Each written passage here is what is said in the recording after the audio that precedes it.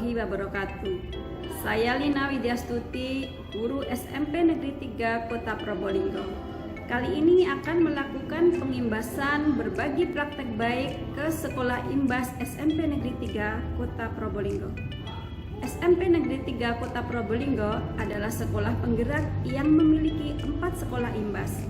Di antaranya SMP Negeri 2 Kota Probolinggo, SMP IT Pelita Kota Probolinggo, SMP Riyadhus Sholihin Kota Probolinggo, dan yang terakhir adalah SMP Sunan Giri Kota Probolinggo.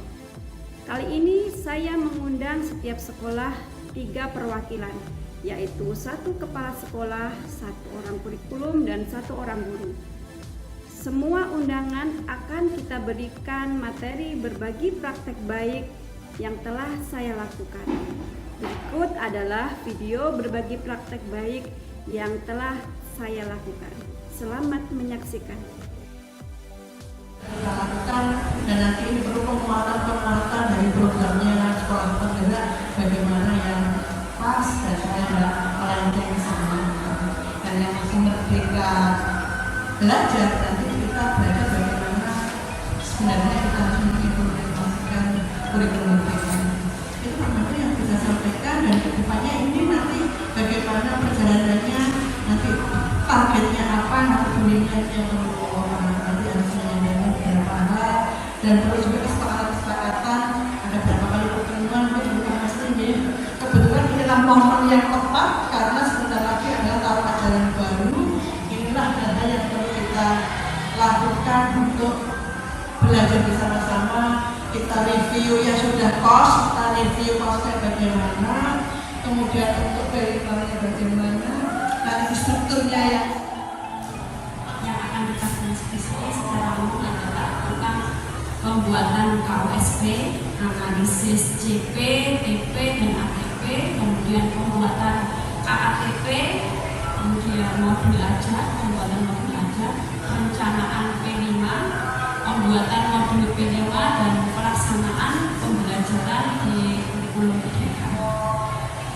Ini urutnya ya. Jadi misalnya sekolah belum membuat KOSP tiba-tiba langsung merencanakan P5, nah itu salah. Lalu yang kedua, yang materi ini dilakukan oleh guru mapelnya. Dilakukan di setiap awal materi, tidak hanya 1 kali.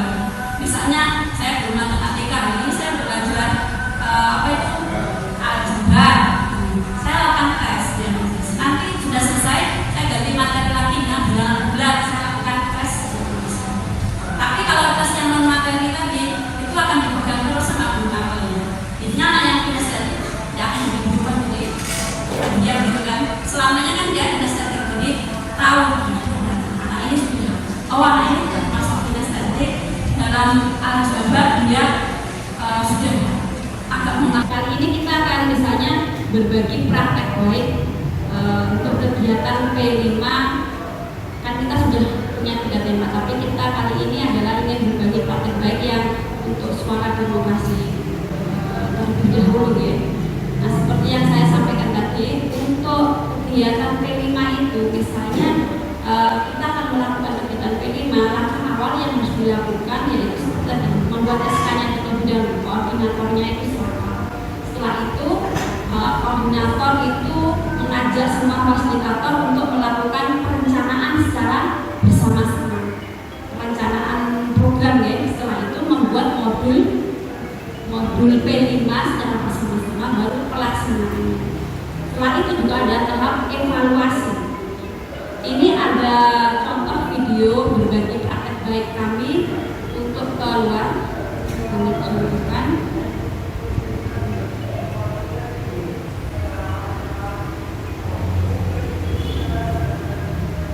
Mungkin ini bisa dilihat terlebih dahulu sebelum kita jelaskan.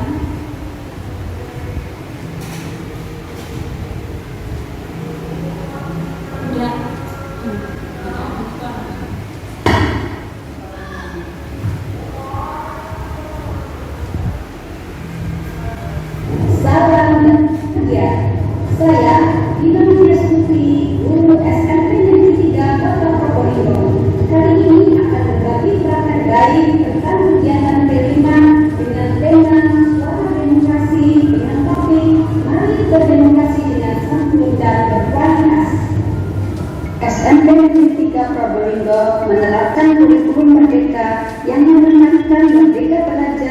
berprofil pelajar Pancasila.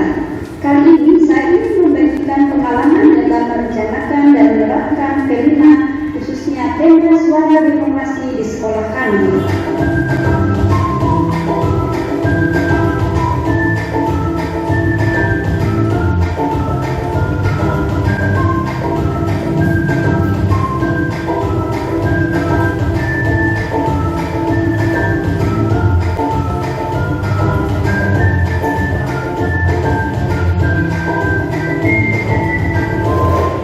Sebagai koordinator P5 di SMP Negeri 3 Probolinggo, langkah awal yang saya lakukan adalah mengajak semua wali kelas 7 sebagai penanggung jawab kelas untuk melakukan perencanaan kegiatan. Selanjutnya, saya mengumpulkan semua fasilitator P5 kelas 7 untuk membuat modul P5 suara demokrasi secara bersama-sama.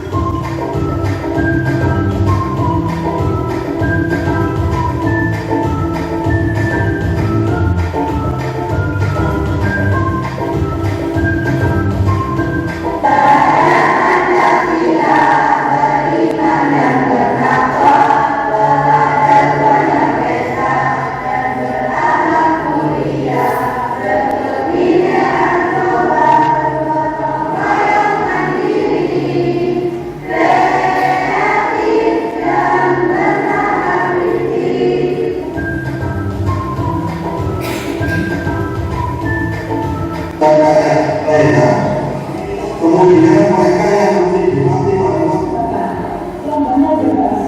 Makanya saya anak dulu, tidak ada yang bisa apa nama dulu.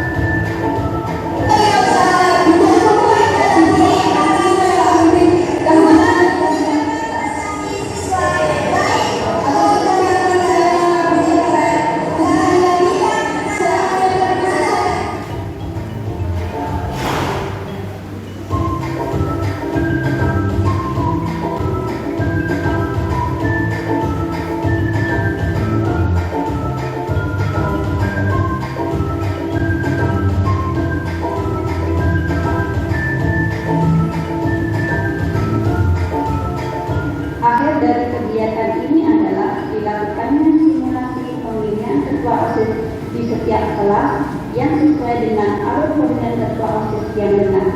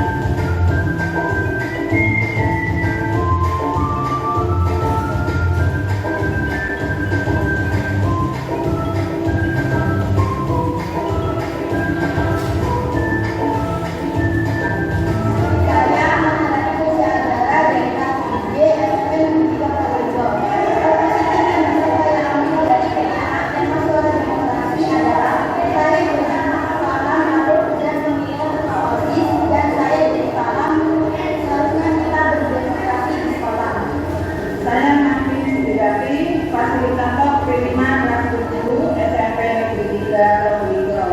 Dengan kegiatan P5 Suara Demokrasi, anak-anak SMP Negeri 3 Probolinggo menjadi lebih paham bagaimana berdemokrasi yang santun di sekolah. Selain itu, kegiatan ini menumbuhkan sikap berakhlak mulia dan bernalar kritis. Demikianlah praktek yang perlu kami lakukan. Semoga bermanfaat dan bisa menginspirasi kita semua. Assalamualaikum warahmatullahi wabarakatuh.